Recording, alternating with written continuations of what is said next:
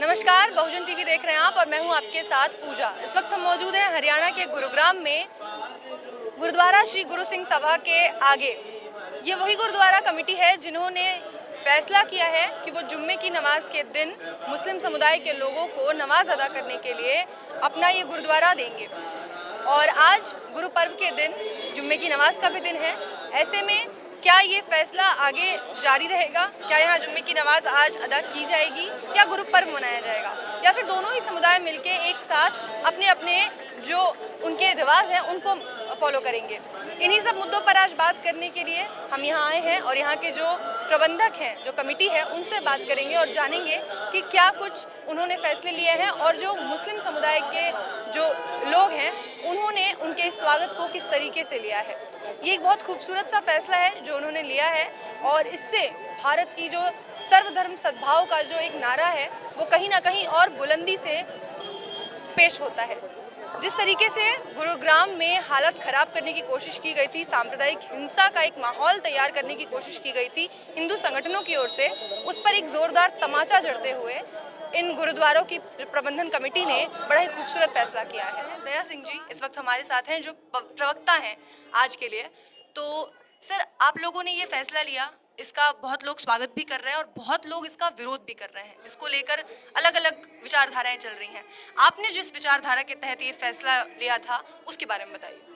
हमारा ये कहना है कि सिख चिंतन जो है उसका आधार ही मिलकर चलने की बात की है। हम सबको मिलकर चलने की बात करते हैं। गुरु नानक ने हमें यही सिद्धांत दिया। गुरु नानक ने जब सुल्तानपुर लोधी से जब पहले बार 1508 में यात्रा को आरंभ किया तो उन्होंने पहला ही शब्द ये था, ना को हिंदू ना मुसलमान, अल्लो राम के पिंड पर। तो हम उस सिद्धांत को मानने वाले हैं, उस सिद्धांत पर चलने वाले हैं। हमारे सामने एक सवाल आया कि लोगों ने कहा कि पार्कों में नमाज अदा नहीं हो सकती और सरकार की तरफ से कोई कन्फ्लिक्ट थे, तो कुदरती है वो बात उठी। तो उन लोगों की बात हमारे सिंह सभा गुरुद्वारे के सामने आई तो इन्होंने कहा कि कोई बात नहीं, आप नमाज यहाँ अदा कर लें, तो हमें कोई तकलीफ नहीं है, हमें नमाज से कोई एलर्जी नहीं है। आपको एलर्जी नहीं है, लेकिन कुछ हिंदू संगठनों ने जिन्होंने इस तरीके का माहौल क्रिएट किया पिछले कुछ समय में, उनको क्या एलर्जी है? देखो, उन संगठनों का अपना एक एजेंडा है। उस एजेंडे पर हमें चलने की ज़रूरत नहीं है। हम उस एजेंडे पर क्यों चलें? उनका अपना एजेंडा है, वो अपने एजेंडे पे चलें। तो उनका अपना एजेंडा होगा। जो आप कह रहे हैं तो आप ही बता रहे हैं कोई विरोध कर रहे हैं, तो विरोध ये कोई ज़रूरी नहीं होता कि कोई काम मैं करने चला हूँ तो दूसरा काम आदमी मेरा ही साथ देगा। ये तो कुदरती बात है। तो उनका अपना विचार हो सकता है। तो मैं नहीं कह रही, हुआ दरअसल ये था कि जो जगह उनको दी गई थी नमाज पढ़ने के लिए मुस्लिम समुदायों को, उन जगहों पे जाके हिंदू त्यौहार मनाए जा रहे हैं, गोवर्धन पूजा की जा रही है, बीजेपी के नेता भी शामिल होते हैं उसमें। तो उस पर मेरा सवाल है कि उनको इसकी जरूरत क्या पड़ी? मेरा ये कहना है, ये भारत है, हम भारतीयता के प्रति समर्पित हैं, हम इस देश में। अब जब हम भारतीयता के प्रति समर्पित हैं, ये उन लोगों को भी सोचना चाहिए कि 14-18% जो पॉपुलेशन है, हम उसको एलिनिएट क्यों करना चाहते हैं? हमें उसका एलिनिएट नहीं करना चाहिए। हम क्यों एलिनिएट करना? आप 80% हो तो 80% को इतना डर पैदा हो गया कि वो 14% 18% से डर गया, तो ये आधार ही गलत है। मैं नहीं समझता कि इस एजेंडे से कोई उनको लाभ है, ये नुकसान है। और हमारा तो दिल ये था कि जब ऐसे कन्फ्लिक्ट हों और मिलकर बैठ जाते हैं। हमें उनसे भी कोई इतराज़, वो भी आ जाएं, बैठ जाएं, हमारे साथ बैठ जाएं। वो कहते हैं कि कभी ये लव जिहाद फैलाते हैं, कभी वो लव जिहाद फैलाते हैं, कभी वो इकोनॉमी के नाम पे जिहाद फैलाते हैं, और अब इस तरीके से वो आपकी ज़मीनें हड़प के लैंड जिहाद फैलाने का काम कर रहे हैं। ये सरकार का काम है। अगर उनकी ज़मीनें हड़पते हैं तो सरकार किस लिए? सरकार उन्हीं की है ना, सरकार उन्हीं की है ना, सरकार को देखना चाहिए।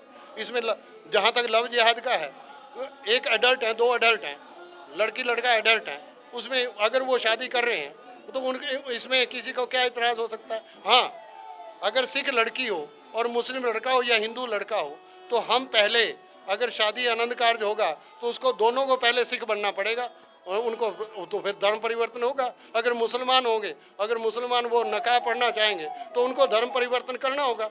अब हिंदू में होता है या नहीं होता ये तो वो बताएंगे। तो यहाँ तो खुला है कि पहले कबूल करना पड़ता है। जब तक वो लड़की नहीं करती, लड़का नहीं करता, तो कैसे वो हो जाएगा। यहाँ गुरुद्वारे में अब आनंद कार्य करते हैं, लड़का लड़की के पेरेंट्स को खड़ा करते हैं कि जब तक उनके पेरेंट्स अलाउ नहीं करते तो कोई शादी नहीं करवा सकता, कोई आनंद कार्य नहीं करवा सकता। एक सिस्टम है, हमारी रहत मर्यादा है, पब्लिश रहत मर्यादा, उसके बिना कैसे कर सकते, तो नहीं कर सकते। सर आज ऐसा हुआ कि आज जुम्मे की नमाज का भी दिन है और आज गुरु पर्व भी है, ऐसे में आज यहाँ नमाज अदा होगी या नहीं होगी? नहीं, वो पहले ही मैंने कह दिया कि क्योंकि आज क्योंकि गुरुपर्व था तो मुस्लिम समाज ने भी सोचा, क्योंकि ये हो सकता है उनको कन्फ्लिक्ट लगा हो कि लोगों में ये कन्फ्लिक्ट गया है, तो उन्होंने ही टेलीफोन करके बता दिया कि हम नमाज आज अदा नहीं करेंगे, क्योंकि हम नहीं चाहते कि गुरुद्वारा सिंह सभा जो है किसी कन्फ्लिक्ट में आए। इस पूरे नैरेटिव के बाद से एक ये मुद्दा चल रहा है कि आज आपने अपने दरवाजे खोल दिए हैं उनके लिए, हिंदुओं ने खोल दिए हैं। एक और नौजवान है जिन्होंने उनको स्वागत किया था कि आप आइए और मेरे घर पे, मेरे एरिया में आप करिए नमाज। लेकिन क्या मुस्लिम समुदाय भी ऐसा कर सकता है कि आपको अपना घर खोल के दे दे कि आप पूजा कर लो?